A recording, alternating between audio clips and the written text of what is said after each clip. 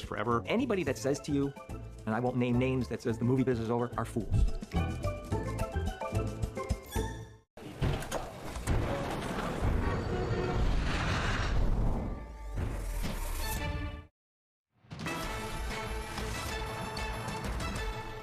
Welcome back to Bloomberg Markets. I'm Anna Edwards here in London. A special edition of Bloomberg Markets today because, of course, it is a public holiday in the United States. European equity markets under pressure from higher gas prices, but there's politics elsewhere. Let's talk about Kenya. Kenya's Supreme Court delivering a judgment today on a suit that could overturn the results of last month's presidential election. Bloomberg's David Malinga joins us now to take us through the details. David, I see a couple of news lines coming through from the Supreme Court, but no overall decision just yet. So what are we expecting to hear today?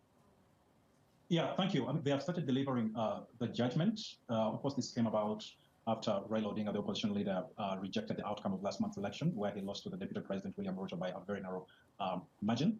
So the lawyers closed their arguments on Friday, and what they're doing is delivering the judgment today. There are 9 issues that they have to rule on. They have gone through 3 so far, so more to come. And then after this, probably in the early afternoon, we will have the Supreme Court President, Justice Martha Koome, deliver the final verdict. Okay, and so if Raila Odinga is successful in this legal action, if we do see a nullification of the vote that took place recently, if we see that, David, what would happen then? If we see a nullification as per the Constitution, it means that Kenyans have to go back to the ballot within 60 days. As for markets, more notably, like we have seen in the previous election that was nullified in 2017, there was a swift reaction with the shilling taking a hit, and then the bonds also taking a hit. And it's been quite evident within this election season. Any event that has introduced some kind of uncertainty, even when Raila Odinga rejected the results and went to court, we saw a swift reaction in terms of the yields on Kenya's Eurobond, really going up almost instantly. Okay, so obviously, yeah, we watched the Kenyan shilling and yields on Kenyan debt. We have, as you mentioned there, we've seen nullification of election results in the past in Kenya, and we've seen tense political situations develop, violence on the streets, for example. My understanding is that this has been fairly violence-free so far, but what are the fears around that? Yeah, Kenya has had, a checkered history, especially with, vote-related protests. They have been bad in the past, particularly the one that happened in 2007 where very many people died. But this year, the election season has been largely peaceful. Before the election, during the campaigns, during the election, and then after the election, there were a little bit of skirmishes on the day the result was, declared. But after that, I remember driving around in the evening, and really people had gone home. And even this time, both Raila Odinga and William Ruto, who, if his win is upheld, will become Kenya's 5th president, have both said they will accept the verdict, which really, to their supporters, indicates, let's go back to work after this, or let's go for another election after this. Okay, David, thank you very much for the update. Bloomberg's David Malinga joining us there with the latest on Kenyan politics. A lot to watch out for then. As he pointed out, we've heard 3 of the 9 arguments by the Supreme Court so far. We will wait for the others to be delivered, the other decisions by the Supreme Court, and get to a final verdict on whether that election stands from last month or whether it will be nullified. Back to the markets closer to where I am in London and to European equity markets and beyond. Let's have a look at where we are right now. The European equity story is pretty negative. I've got the DAX in this market check for you, down by 2.3%, certainly bearing the brunt of the selling that we're seeing here in Europe. The CAC 40 down 1.5%, the FTSE 100 a little more protected, down 0.7%, but that is, of course, to do with exposure to energy stocks. Over in Germany, it's chemicals, industrials, consumer discretionary, utilities, all of those being hit, the latter, of course, because of the news around a windfall tax over the weekend. We have the euro under pressure because of the same story, down by 0.3%. And the story we're talking about here is Gazprom cutting off the supplies through the Nord Stream pipeline. So other pipelines go to Europe, to Hungary, and to Ukraine. But the Nord Stream one, which is so crucial for Germany, that's the one we're not seeing flows through anymore. And as a result, we've seen a 24% jump in the natural gas price here in Europe, really recouping some of the losses that we saw during last week's sessions. And I've got yields in there as well for you. The 2-year yield here in the UK jumping on this uncertainty, also political uncertainty. More on that coming up shortly. This is Bloomberg.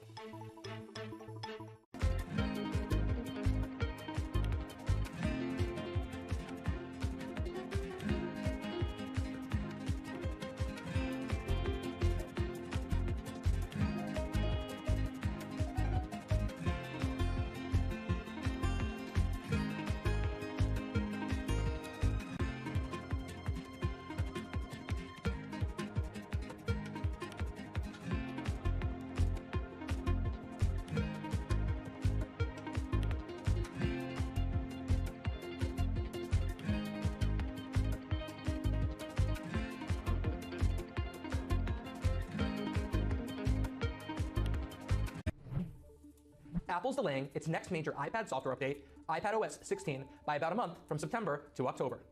Apple made the decision for a number of reasons, including a still buggy Stage Manager multitasking interface and in order to link the launch closer to the more similar macOS Ventura. Still, it's an unusual move. Since shifting the launches to the fall in 2011, Apple has released its new iPhone and iPad software updates simultaneously each year around September.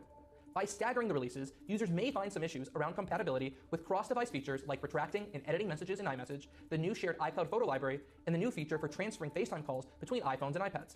It will also make it a bit harder for developers to launch apps that run on both the iPad and iPhone that require new APIs and features found across iPadOS 16 and iOS 16. Regardless, it was still, of course, the right move. Stage Manager on iPadOS 16 is still quite buggy, I don't find it particularly intuitive, and it's not compatible with most iPads and many third-party apps on the App Store. The feature clearly needs some more polish, and complaints from consumers about Stage Manager will now no longer probably overshadow the earlier launch of the iPhone 14. When you've had your fill of IPOs, ETFs, and CPI, tune into the lineup for some NFL, NBA, and MLB. Did you retire too early? I mean, look at some of these payouts. I absolutely retired too early. For the inside scoop on sports betting, catch the lineup right here on Bloomberg.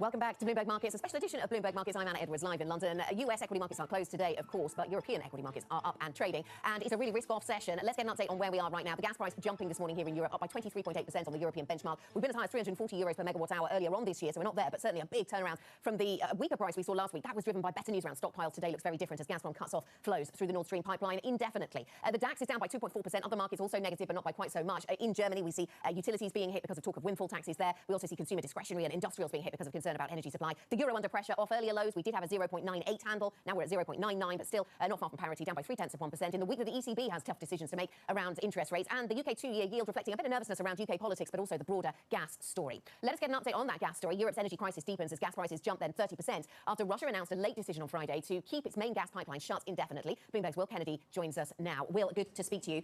We've got some gas flowing from Russia into parts of Europe, into Hungary and into Ukraine, but this main gas pipeline, Nord Stream 1 cut off, this makes all the difference going into winter. It does, because it links Russia directly with Germany, and Germany is Europe's largest economy and particularly dependent on Russian gas. Now, Germany had been moving to try and deal with the situation as best it can, filling up its storages, looking to reduce demand, but traders had expected this pipeline to come back, albeit at a vastly reduced level, about 20% of capacity, and they're quickly having to adjust to a situation where it looks like even that limited flow won't happen. Yeah, Olaf Scholz, the German Chancellor, saying over the weekend he's confident there will be no blackouts. But where does it leave us? If we have no flow now, we're not at the November target for storage, obviously, because we're still in September.